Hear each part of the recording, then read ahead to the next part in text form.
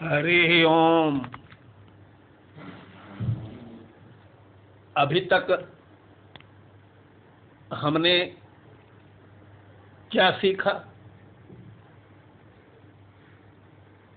तो भगवान से जुड़ने के जो रास्ते हैं उनमें सबसे अधिक सुलभ है भक्ति, और सातु ज्ञान योग्यभ्योप्यधिकतरा हैं। ये ज्ञान योग और अष्टांग योग, कर्म योग आदि से यह जो है ये अधिकतरा है, और सबसे श्रेष्ठ इस नाते मानी जाती है कि भक्तौ सौलभ्यम, भक्ति में सुलभता है। अब कर्म योग में यज्ञ आदि करो, तीर्थाटन आदि करो, तो पूजा करो, तो कर्म योग में भी बड़ी से बड़ी कठिनता है। ज्ञान योग में तो और भी कठिनता है। तत्त्वम् असि अहम ब्रह्मास्मि सर्वम खलु इदम ब्रह्म। तो ज्ञान सीखना,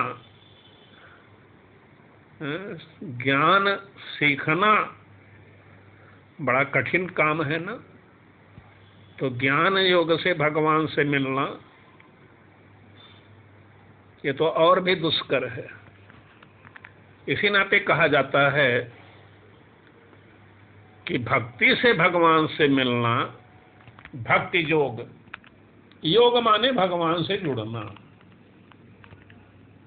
ये सुलभता के नाते भक्ति जो है वो ज्ञान योग से, कर्म योग से या अष्टांग योग आदि से सबसे जो है अधिक तरह है। सात्वस्मिन् परम प्रेम रूपा अमृत स्वरूपा च, ये जो भक्ति है ना, अस्मिन् भगवती, भगवान में, आराध्य में, परम प्रेम रूपा, परम प्रेम रूपा होती है। भगवान के प्रति जो परम प्रेम हो वह भक्ति है। इसी नाते यह जो भक्ति है यह अमृत स्वरूपा है।